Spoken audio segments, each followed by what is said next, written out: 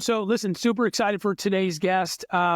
This is a good friend of mine. I've known Calvin for probably, man, it's got to be like 10 or 15 years.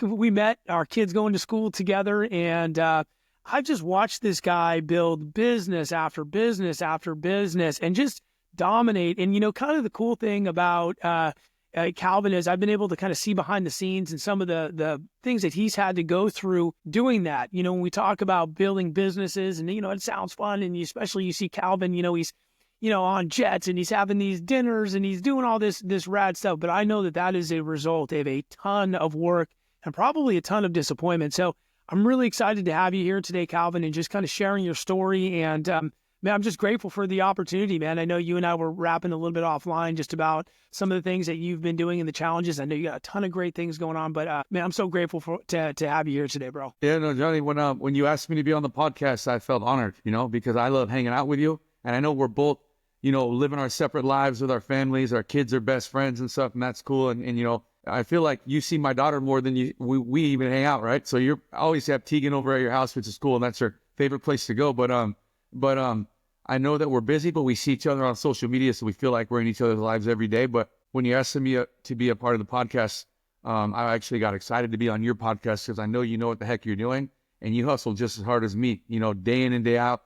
We're both trying to, flip over rocks to find the gold. I would say, we both, our work ethic is pretty much unmatched by people around us that we even surround ourselves with. So, like I said, it's an honor to be on here with you. So thanks for the invite. You're welcome, brother. Well, it's funny that you happen to say flip over the rocks because, and this isn't how I plan on starting this, but I want to tell you actually a story that reminded me of. I was at an event once, and there was a speaker on stage, and she's really successful in one of her businesses. And I remember she was saying, and she's like a hard person, like a very stern, you know what I'm saying, type person, built a very big business. And somebody asked her a question, how did you manage to do this? And she said, I'll never forget the way she delivered this too. She said, when I got started, I turned over every single stone. And she paused, bro, for an uncomfortable amount of time. And she goes, every single stone. And I love the way she said it because what a lot of people, I think, don't really realize about getting started in a business is that you have to explore all the opportunities. And winners, man, they don't let nothing, fall by the wayside. And what you said there is, we're turning stones. And that's exactly what it is, man. We have to go explore all these different avenues and these routes, and we can't let nothing fall by the wayside. This is the true entrepreneur spirit. Identifying the stone and turning that stone over. And sometimes you turn the stone and you're like, not that one. Many times, bro. Successful people have turned many, many stones, and the majority, there's nothing under there, And I think the problem is with most people is they stop flipping stones. They really feel like they feel unproductive or unsuccessful. They start having limiting belief in themselves. They start feeling like this isn't me, because they're flipping over so many stones that are not hitting pay dirt yet. There's no gold there yet, but they don't realize that's the path. That's the journey of an entrepreneur. The most successful ones just flipped over more stones until they found it, right? And the people who consider themselves unsuccessful were just the people that quit. So there's just a difference. If you just keep going, you're going to find it, you're going to find success. You're going to hit pay dirt. And that's what we're doing. Yes, when you look at my life, you might see that I built the dream home for my family, and I'm traveling on jets around the world and all these types of things. But the reality is that I'm just flipping stones, bro. I'm just flipping stones. I'm going all the way to Panama to flip another stone. I'm going all the way to Europe and Croatia and freaking Lebanon, all these to flip more stones because I'm looking for the one. And I know that I will find it. I believe it. And most people just stop believing. Yeah, that's so true. And I think that sometimes there's this thought that the path is straight. And it's, you were at my 40th birthday, and it was funny because there was a guy there who was taking pictures for us. And I actually during my 40th birthday speech, which is kind of weird to do. I didn't even know that's a thing that you have to do, but I did it or whatever. And I actually gave him a shout out, Andrew, because, when I sold my motorcycle business, I didn't know what to do with like my life, bro. I get up in the morning and I like, okay, when I was in the motorcycle business, I have emails and texts and people were calling me. And then when I was out of the business, I get up in the morning, there's nothing. There's like nothing going on. And I was like, man, I'm like, I got no purpose. I got no anything. And I felt very lonely and I couldn't really share it. And I remember going out and people would ask me, what do you do? And bro, for like 15 years, like, oh, I'm a custom bike builder. I build bikes. You know what I'm saying? Everyone, oh, tell me about the bikes. Everybody loves this stuff. Yeah, you had your identity. I was like, it was my identity. Us men, bro, like we're buried in that. Yeah. I remember like people would ask me, and I told my wife, I'm like, I don't even know what to say. I don't do anything. I have no idea. And I don't even know what I'm going to do. And so, to your point of flipping stones, actually what happened was I thought, okay, well, my wife is, at the time she was doing her makeup business. And I was like, well, maybe I can help her build her business by creating some good content, taking some pictures of her and getting good at photography. So I reached out to Andrew and I said, hey, Andrew, what kind of camera do I get, bro? And he like schooled me on like the camera and stuff. And I mean, I'll tell you, so what I started doing, Calvin, is I started taking pictures of my kids. And then I had a buddy of mine who founded a NutriShop, right? So, NutriShop. So the founder of NutriShop is a really good friend of mine. And Brian reached out and said, hey, Pags, he's like, why don't you come shoot some of my models? And I'm like, Brian, I'm like, bro, I don't even know what I'm doing, dude. Like I'm like YouTubing and like Googling like how to like light fitness models. I had no idea. Well, you said models, so I'm in. But yeah, right. Yeah. I was like, okay, sure. Twist my arm, bro. So I'm like, okay, I'll go. I'm like, okay, I'll do it. But the reason I'm saying that is because, I had people talk so much trash. I had somebody very close to me that I caught through the grapevine saying, well, what does Johnny do now? He thinks he's a photographer, like talking trash. And like, little did this person know, bro, I'm like, struggling with purpose and financially, I was in a financial pinch too, it's like all these things. And I'm like, I just need to find my way. I know I need to do something, like something has to happen to trigger something else happening. And, the reason I'm telling you this is because through a series of events and, we're both faith-driven entrepreneurs, God brought me through different things. And that's how I actually got into real estate. Picking up the camera is what actually got me into the real estate space. It brought me into mortgage and it completely transformed my life. But this is the line, right? I'm like turning the stones and it brought me to where I am. Had I never, done that one thing, and I think only like, not entrepreneurs know that. But I think if anybody's listening who is like in a 9-to-5 or stuck, it's like what they need to know is they need to try something different. They need to go turn the stones. You know what I'm saying? Oh, but like you said, even if it's not what you think you should be doing, if you think, oh, it's just a way for me to pass time around and make some extra money, that thing could lead to the next thing. You talked about how you got involved in mortgage. I remember a cousin of mine, he worked for the National Notary Association. I'm like, what the heck is that, dude? The NNA. And he's like, bro, come get your notary license. I'll get you in the class for free. It's a one-day crash course. I was like 19 years old. And he's like, it's all the way here in Chatsworth. I was like, where the hell's Chatsworth? I was in college, and then I went on Google Maps back before we had Waze or anything, and I had the paper and I followed the directions and got there. And I took a class one day. I was there for like 8 hours, and we took a 30-minute test, and you can get 70%. I became a notary that day. I'm like, dude, you can make $10 a signature. I was like, what am I gonna do? Who wants me to? And then my cousin, he's like, dude, no. He's like, go sign loan docs, be a document signing agent. And he got me business cards, and he made me do Advantage Notary Signing Agency because A was the first letter in the alphabet, so it's at the top of the phone book, bro. And I had business cards made. It looked pretty cool, little house, over the A. And then I just went into mortgage companies, and he's like, just go give them your cards, and tell them that, hey, I know you guys already have notaries, but in the case they can't show up, I'm your guy, right? And I remember I just started getting jobs, and eventually I kept a set of loan docs to study them, right? To study them. And when I did that, I just got really good. And what happened was I realized these mortgage guys back then in the early 2000s were like charging a grip of points, dude. So when I go there, these people wouldn't know what these charges were, and I would just close them because I wanted that $150 for the notary signing, bro. They're making like 30 grand. And so I was fighting for 150, and I'd go back and they'd be like, wait, they signed it? Oh shit, I'm using you every time. And then the next guy in the next cubicle would be like, I'm using that guy too. Give me your card.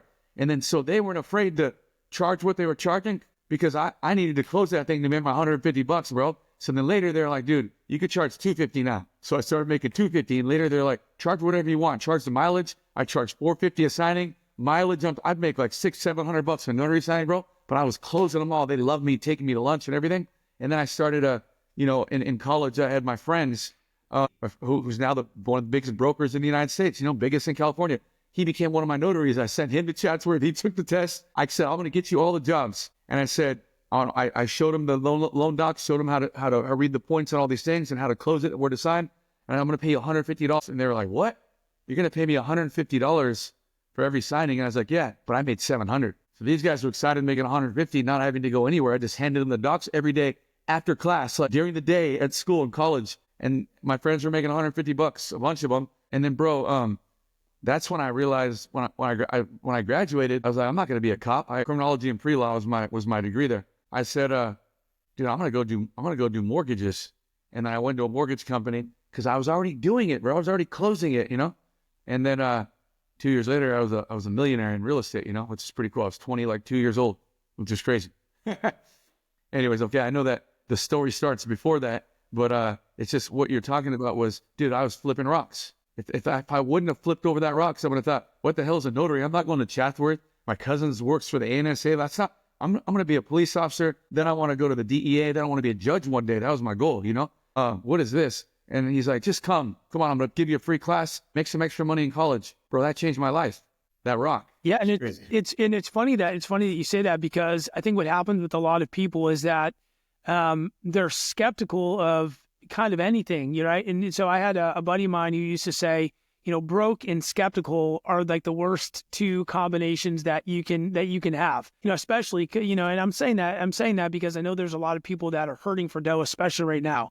And, I think one of the biggest problems, and, as my wife got into Optavia and started doing that business, my problem was my mindset. I'm like, oh, this has got to be some sort of, weird hustle. And is it real? And then I'm like, well, I don't got anything anyways. You know what I'm saying? Like, there's nothing here. Like, might as well try, shoot. You know what I'm saying? It's like, what am I going to lose? The nothing that I have, it's like, so, you try things and you do things, and, some things work and some things don't, but it's your story is great because what it says is like, you were willing to say like, okay, I'll go get my notary license, but think about how much, when you're going to take that notary test, you have no idea how much money it's going to make you down the line in other things, it's a great story, man. I absolutely love that. But bro, you got to tell me, I mean, obviously, everybody knows you crush it, but I know it always hasn't been that way. I would love for, just spend a couple minutes telling me about how things were for you growing up. Yeah. So when I talk about my childhood, I don't say it so people can feel sorry for me at all. I say it because I would never trade it for anything, because I wouldn't be the person I am today if I didn't have to be put in those circumstances. If at a young age, I learned that when you have nothing to lose, you have everything to gain. And at a young age, I learned that hungry is a good thing, right? Being hungry is a good thing, or having to go fight is a good thing, And so for me, I grew up with a single mom. I have my twin brother, Brandon, who as well. My younger sister, Amber, who's 4 years younger than us. We originally grew up here, and I was born here in Southern California, in Whittier, California. We moved around a lot, Westminster, Huntington Beach, all these different places until I was about 6 or 7 years old. Then my mom decided she was going to move us to Northern California.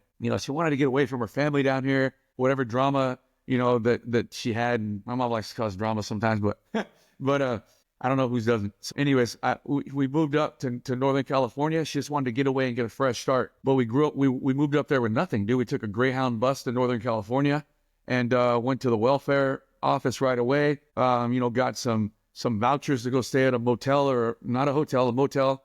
And we had to stay in our car for a couple weeks, And so, bro, we started from zero, right? I don't remember a house that we lived in longer than a year, right? Because if it wasn't government assistance, it was my mom trying to pay the rent, and we were always behind, and we got evicted.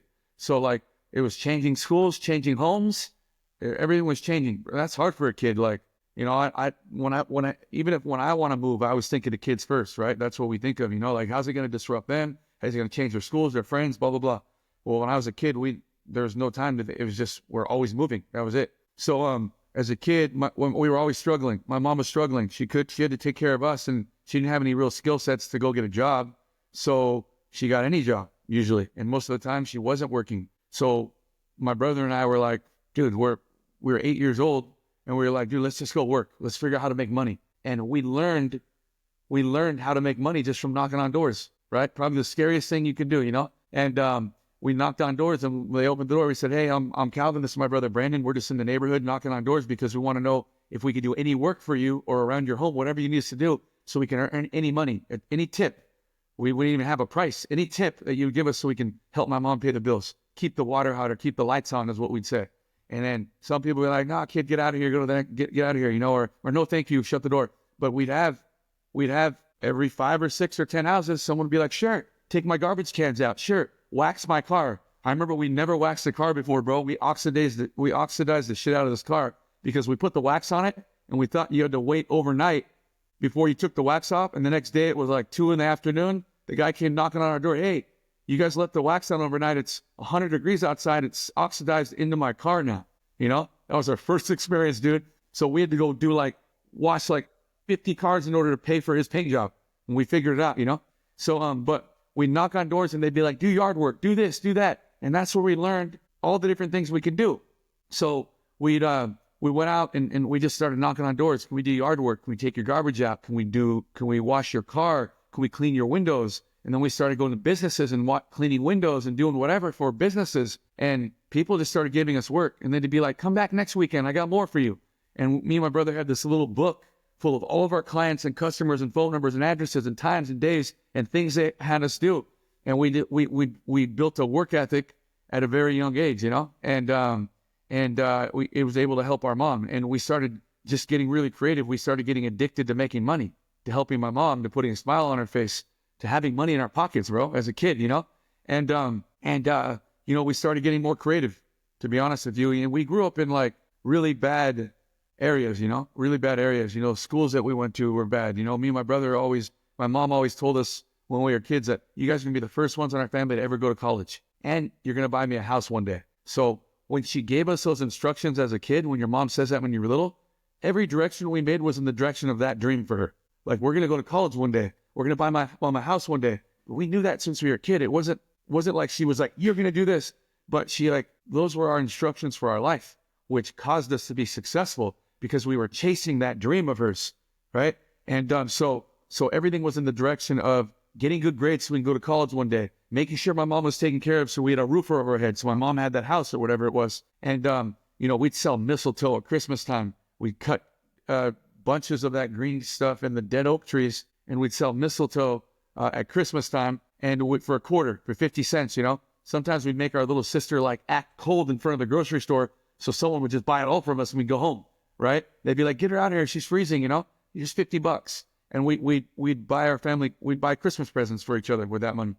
But bro, as we got older, and I'm telling you this because when you see someone who's successful in life, when you meet a millionaire or you meet someone who's grown and sold a big company, or when you meet even guys like us who've had different success, you know, they might think, oh, those guys have a gift. That's why they're successful. Of course, Johnny succeeds at everything. Calvin succeeds at everything, you know, but they don't know the story, how we got to become these types of people, how we got to be social, how we are good with people, how we can sell anything you give us, you know, and create a game plan and set goals. It's because, you know, that me becoming a millionaire in real estate or in network marketing didn't happen overnight. It started at 8 years old. It started with that dream that my mom ingrained in my head when I was a kid that made me go out and work every single day. And by the time I became 15 years old, it was closer to that dream of being the first ones in our family to go to college. And we realized that in order to go to a good college, we better go to a good high school. But we're poor. So good high schools are private schools. We know that. All of us know that, okay? And so there was only really one that we knew of in Northern California. It was called De La Salle High School. It was a private all-boys Catholic high school, had a national championship football team with the longest winning streak in high school history, had national championship track and cross-country teams, every state champions, nationally ranked basketball, baseball, whatever you wanted to do there in sport, you're going to kill it, you know? But also, you know, almost 100% of the graduates went on to universities. And we were like, we want to go. I saw it in the paper, in the newspaper, bro. And I remember my mom thinking, what's De La Salle? My friends were like, what's De La Salle, where I lived in? Lived in like Richmond, Rodeo, all these different areas that were probably like an hour away from De La Salle. And by the way, we took the bus everywhere, bro. My brother and I, when we decided to go to that school, we had to go take the placement exam to go to that school. And I remember it was like a 3-hour bus and train, subway, like BART ride to get there. And me and my brother got there, and we took the placement exam. We were dressed in like thrift store shit, and like these kids were dressed in the best like Nike freaking windbreakers, ass parkas, starter parkas and stuff. And me and my brother were like, dude, we looked like the foreign exchange students going to take a placement exam, bro. And bro, but we didn't care. We wanted to go to that school. We took the test. We were so scared. We got accepted. And then the next part was the hardest part that most people would think was, how are you going to pay for that school? Because come on, our daughters go to Orange Lutheran, bro. That's $21,000 a year to go to. Okay. I asked the tuition yesterday because my Tegan just got accepted, which is awesome. And they said 21 grand. And usually that's the question parents ask, like, okay, let's figure it out. Dude, when I was a kid, I didn't care about that part. I got into De La Salle. My mom could never afford it, so we didn't even have her carry that burden. That was the easiest. The hardest part for us was, are we going to get accepted? The payment part, we were like, we can work for that, you know? And so we both have our tuition now that we have to pay in order to go to the school. And my brother and I, we said, let's work. We're 15 and a half years old now. We can get a real job now. We don't got to go knock on doors anymore. We applied everywhere, bro.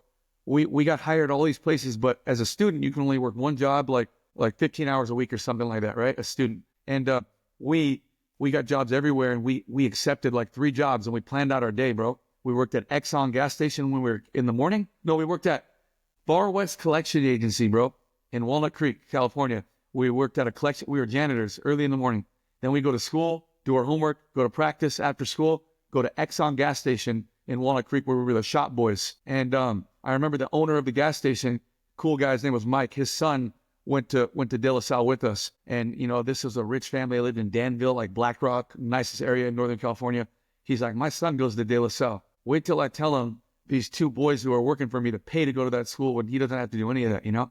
It's like, he hired us because of that story. Like, why do you guys need a job? You're 15 years old. Because we want to go to De La Salle. I mean, what kid is going to say that to anybody? You know, we want to work to pay for our school. So we got hired on the spot. We were the shop boys. You know, we were the guys who cleaned up after all the mechanics, cleaned all the grease off the floors. I mean, it was hard. It was like a laborious thing. They taught us how to plug flat tires. They taught us how to be men there. Those mechanics, right? In there. I mean, you worked around motorcycles and everything. Those guys are like just such cool guys, funny guys that always mess with us, like just cool guys. But they taught us like the life skills that my kids get and my wife gets to be like, you know how to do that?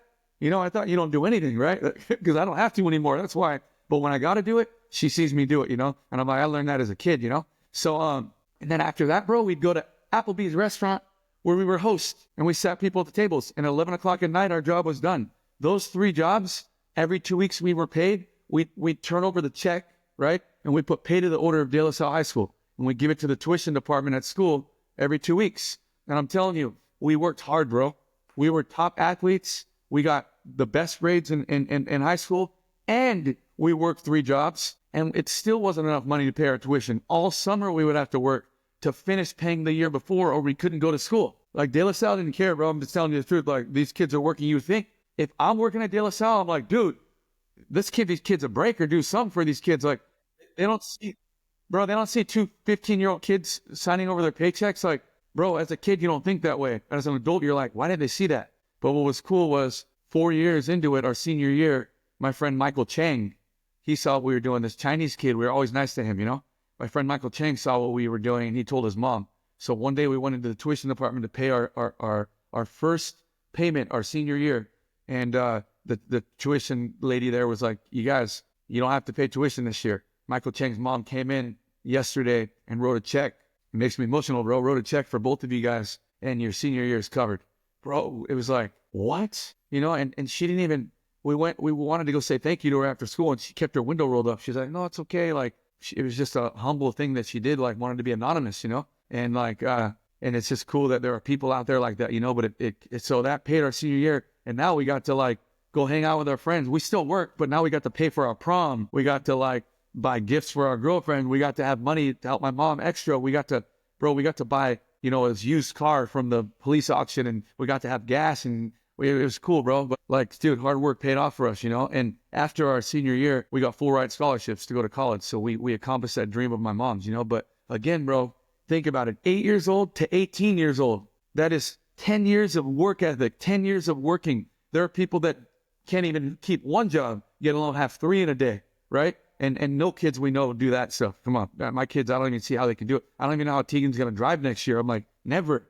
Like, I don't even, you can't make your bed. Like, do some chores first, you know, responsibilities. So to be honest with you, and I know they're good kids and they're going to do it all, but what I'm saying is that, bro, I started working at 8 years old, not 28 years old, like most kids now, when after they graduate college and try to go to school for as long as they can. So like, when it came time for me to get a real job one day, I was prepared, right? You know, through college, I worked, bro, in college, it didn't stop there. I remember dressing up as Tony the Tiger, handing out cereal coupons. I worked for this marketing company. I remember standing in front of grocery stores, handing out herbal essences, shampoo packets when the company was launching. Like, I remember scooping up dog poop at the American Kennel Club dog shows everywhere throughout Southern California because my friend had a hookup to get me a job, scooping up dog poop. Valet parking cars, the same friend, valet parking cars in the front of nightclubs through college, you know? And then my cousin says, hey, come get your notary license, right? And then starting that business. So like all those years of work ethic while going to school, while graduating cum laude from my university at the top of my class, starting the National Criminology Honor Society at my university, where me and my brother wrote the Constitution and bylaws to get that enacted and put into our university. Like we did all that stuff, like work ethic. So when I got my first real job as a mortgage loan officer, right, before we had to be licensed or anything, it took me 2 years to become a millionaire because I hadn't already prepared for it. Like when I learned the skill set, I already had the work ethic, and so like I became a millionaire. It wasn't because of anything special at 22 years old. It was because I just work hard, like work ethic, you know. And when I got involved in network marketing for the first time at 25 years old, you know, I became the youngest millionaire in my first network marketing company. And people are like, how did you do that in 8 months, in my first 8 months? And I said, it didn't take me 8 months. It took me since I was 8 years old. So, dude, like, I know that's a long answer to a short question, but how I grew up determined where I was going, you know, and why I'm where I'm at now. It's funny because, I mean, it's actually not funny, but, you know, you talk about, you know, starting at 8 and then from, you know, 8 to really till now, you know, just getting after it. You know, how much of that comes from pain? And the reason I'm asking that is because for me, pain is a huge motivator. And I say that because like there have been times like, you know, when Bella and Gianna went to like Crossroads, had to take them out of school. I didn't have money for that. Even now, you know, there's been times like 2 years ago, I couldn't pay for my kid to play club volleyball. And having those conversations, like they don't get it, bro. You know, and it's they shouldn't. You don't even want to put that burden on them. The reason I'm saying that is because you know you had a lot of pain growing up as a you know 8-year-old, 9-year-old, 10-year-old. You had financial responsibility, and from my perspective, it really looks like you know that comes from pain. And I know as a dad. For me anyways, it's always like, look, I don't want my kids to have to experience any type of thing that's going to inconvenience. I want them to have the best life. How much does that, you know, factor into what you do today? For me, it's like, man, I mean, even starting back then, it's like, I was explaining it to a kid the other day who asked me a similar question, you know, and I say that I succeeded because I had to make it happen, right? There was no other choice. Like I had to do it. I succeed the most when my back's against the wall. When I've lost everything is when I really succeed the most, you know? It's when I get content that I start going backwards, right? But like, when I'm hungry, when I hit a pain point, like what you said, where it needs to happen, there's no other way but up. That's when I really thrive and succeed, you know? So that's what's always driven me. I grew up with nothing. So I had to go make it happen. I had to make sure that, you know, my mom didn't suffer. I had to make sure the lights were on. I had to make sure my sister had a roof over her head, you know? I had to make sure I paid for the high school that I went to. I had to work 3 jobs. I had to get home, catch the last train at 11:30 at night. You know, I had to catch the first bus at 4:15 in the morning. I had to, you know, and I had to get good grades in high school. I don't care how tired I was. I had to get perform at the highest level in sports because I had to get a scholarship to go to college because there's no way I can work 3 jobs to pay for that, right? And I had to. And in college, I had to work at the same time to pay for my mom's mobile home in Atlanta, Georgia, because we had to relocate her out there because that was the cheapest place to put her while we were going to college to work on her dream for us, you know? I had to do it. And, you know, and then after, you know, graduating from college because of my work ethic, I got involved in mortgage banking, but I had to become successful because I had to finish my mom's dream of buying her a house, you know, those types of things. And then guess what? When the economy crashed in 2007, I lost everything. Houses were getting foreclosed on, short sailed. The house I was living in was going to go bye-bye. Banks were willing to lend money. I don't care how talented or skilled I was. I don't care how many AEs were my best friends at all these banks, you know, it didn't matter anymore. And I don't care how much I loved my car. The repo guy was trying to get through the front gate, you know, all those types of things. Like I had to make it happen when my neighbor introduced me to network marketing. Like I had to make it happen, bro. And that's why 8 months later, I became a millionaire again. And guess what? A year later, when that same guy took away my business and took my team to a whole nother company that he started, I went from making 25 grand a week to 1,200 a week. I had to rebuild it again to replace what I had just lost. You know, like, dude, I'm just telling you, like, pain always pushes you, right?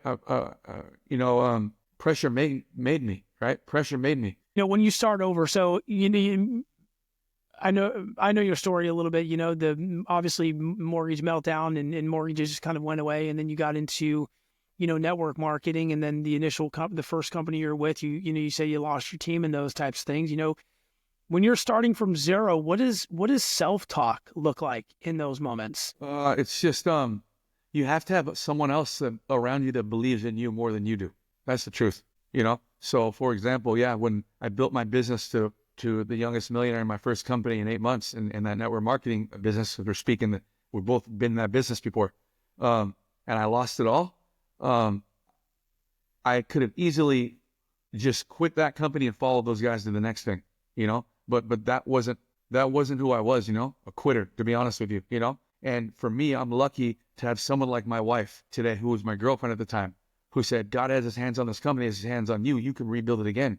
And luckily for me, I had other mentors in my line of sponsorship who she called, who I'd never met before, who came to speak into my life and said, you know, you might not know it, but we watched what you've done. And even in our careers, we couldn't do what you did in your first 8 months. Like, if you built it once, you could build it again. And I remember them telling me that, like, anybody can have success once, especially when there was momentum in a company where everybody's excited, people are hitting ranks, you're the biggest story in the industry. But it's when you lose it all and have to rebuild it again, that's when people remember your name. And they're like, you can do that. And I remember just the fact they believed in me, that was what I needed, you know, I needed other people to believe in me more than I did at the time. So I had something to prove something to, someone to prove something to, that they're then believing in me, is going to prove to be well for them, because I'm going to go do it, you know, in front of their face.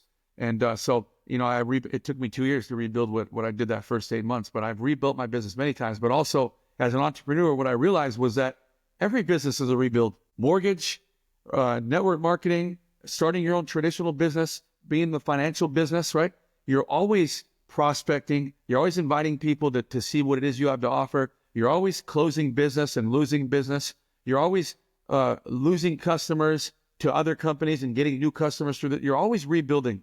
It's constant marketing efforts and marketing yourself and branding yourself and building yourself and getting smarter.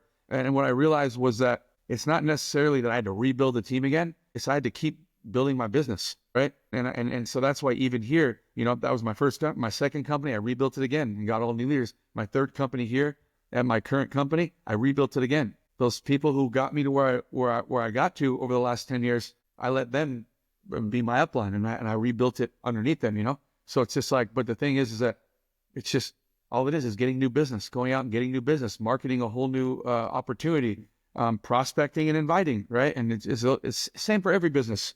But anyways, it's just, it's a lot better when you have people in your corner that are cheering you on and believing in what your abilities are, talking you up. My wife is like really, really good at that. I always say that my wife believes in me more than I do.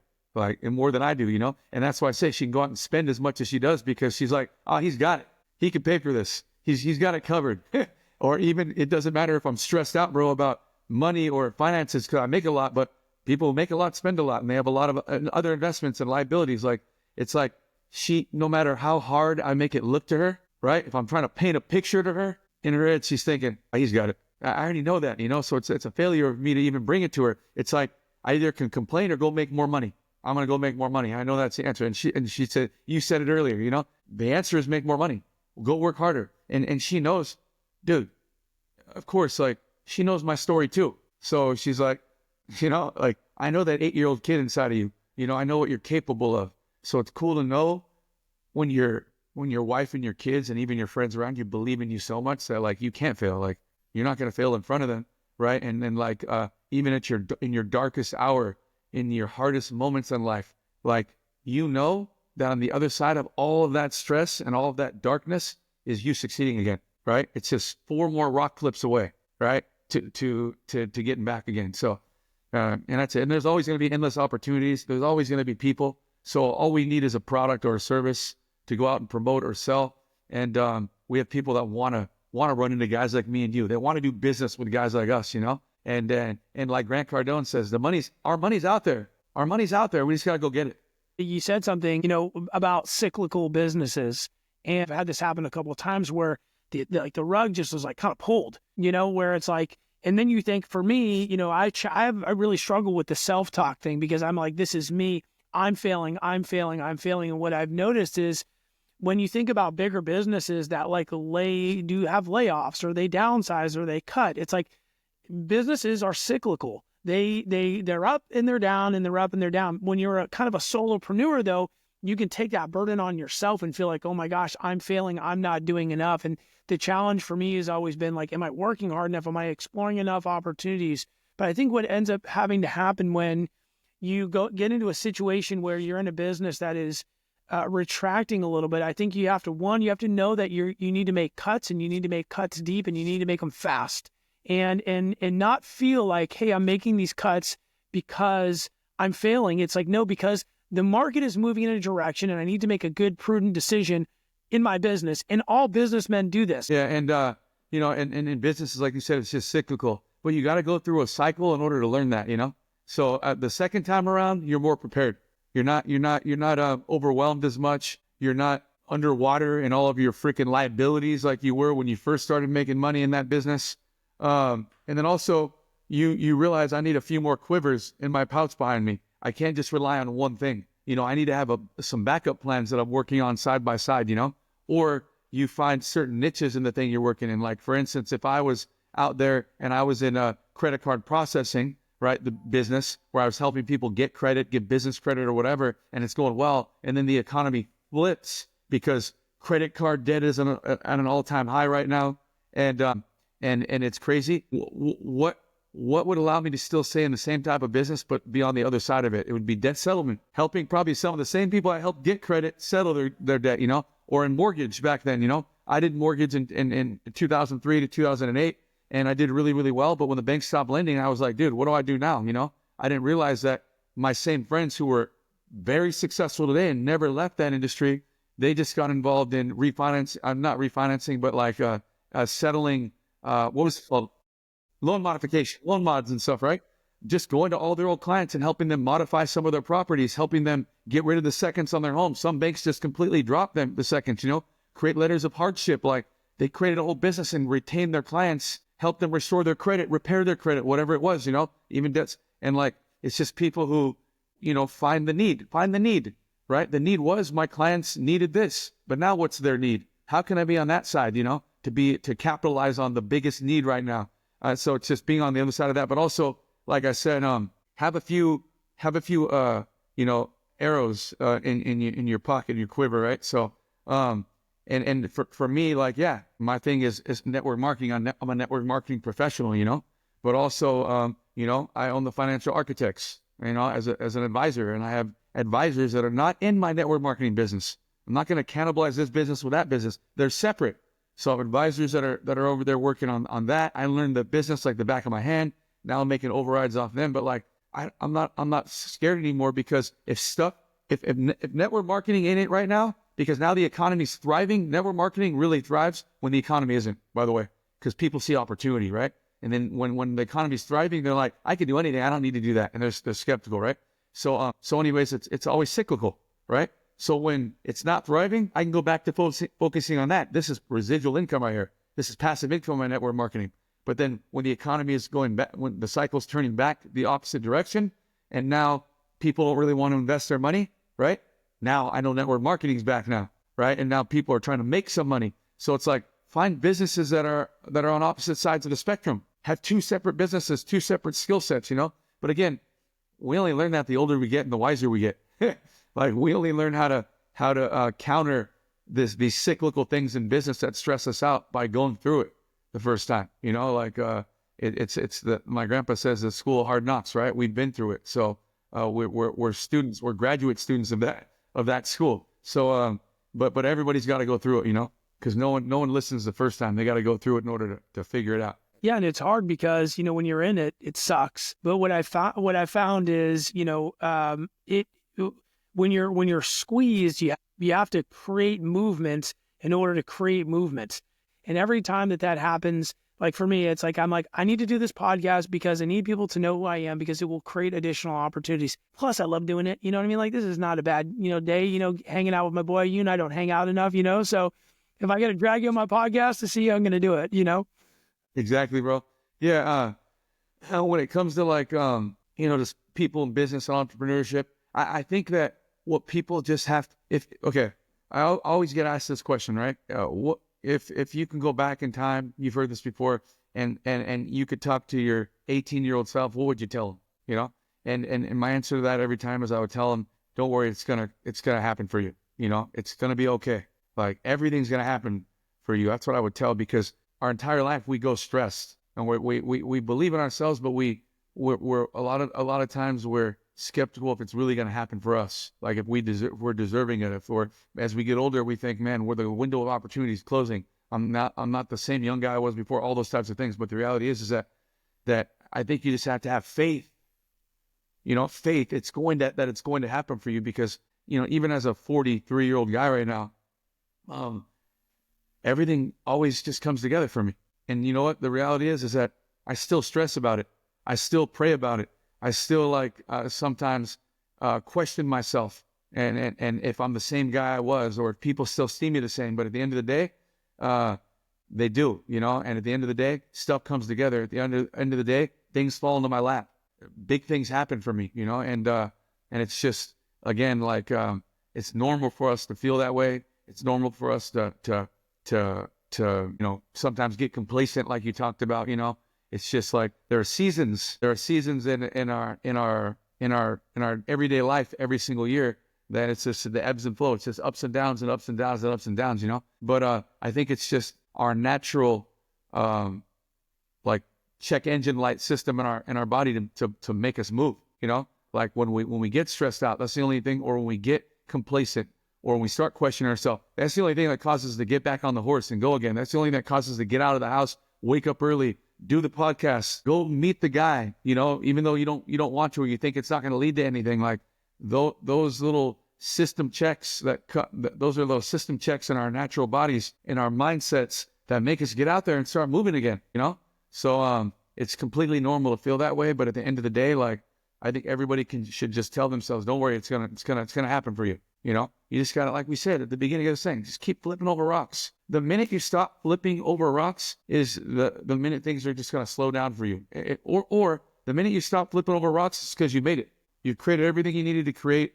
You've got enough in your bank account. You've got enough investments. You've secured your legacy, your kids, your grandkids. Like, that's when you stop flipping over rocks. But if you're not there yet, you got to keep going. Doesn't matter who you are, how old you are. Some of us got started flipping over rocks later than others. We all have our own story. But it's the moment you stop flipping over rocks that you should really question if you should yet. Yeah, no, I definitely get it. Complacency is just death, right? And yeah. That's it, man. Like, I spoke to the billionaire who owned the last company that I was a part of, my last network marketing company. And I remember I was so shy to talk to her. I had just joined that company, and I knew that I had a big business. She bought our last company because of us. She actually told me I bought it because of you. You know, maybe she told everybody that, but it made me feel good when she said that, you know. And I said, can you just give me one tip? You know, you're a billionaire. She graduated from the Wharton School of Business, the #1 business school in the United States. And I said, can you just give me one tip? I just want to give me any tip for an entrepreneur, for a business. She said, don't get complacent. That was her tip. Those are the words she gave to me. And I left there just realizing, don't get complacent. You know, we're going to get complacent, but the minute you realize it, get back up, start moving, like you said, like motion, right? So, but that was it. And don't get complacent. So, you know, when I do have those days where I feel unproductive, I know I need to get moving. I need to start focusing on something. I need to start making moves. I need to start picking up the phone and calling. I need to start networking, putting myself in rooms full of people that I maybe never met before. I need to jump on a podcast to get my wheels spinning again, you know? I need to go hang out with some friends who are successful or more successful than me for the night, you know? I need to buy a ticket to go to this freaking event because Grant Cardone's speaking there, or because I'm going to rub shoulders with some guys I never met before who probably have the same dreams of me, or probably can introduce me to some new opportunities, or can find out what it is I'm doing or what business I'm building so they can give me some leads or something, you know? So anyways, she said complacency. She said, never get complacent. Listen, man, I feel bad because I've kept you a little bit longer than we initially anticipated. I'm holding you hostage on my podcast, bro, because I want to hang out with you. But I mean, I just want to tell you, it's been an honor hanging out with you today, man. And I'm so incredibly thankful that you came on here, bro. I really appreciate your time, and God bless you, your family, health, happiness, likewise, abundant blessings, bro. Yeah, we gotta really do it. Like, you know, I know we say get the wife because the wives will plan it out, but we got to go to dinner, bro. Take the wives, go to dinner, hang out in person. I know you and I are funny, bro. We're always texting like, hey, let's go to dinner. Hey, let's go to dinner. Hey, let's go to dinner. Hey, let's go to dinner. And then we're just busy running, bro. So exactly, man. Well, I'm super proud of you, bro. I'm grateful for you. Thanks for inviting me today on the podcast. It was a lot of fun hanging with you. And I hope this helps out, you know, other people like us who are on their journey, man. So thank you. Awesome, brother. Hey, man, I'll hit you up offline. Love you, bro. Have a good one, bro. Love you, brother. Late. Hey, man.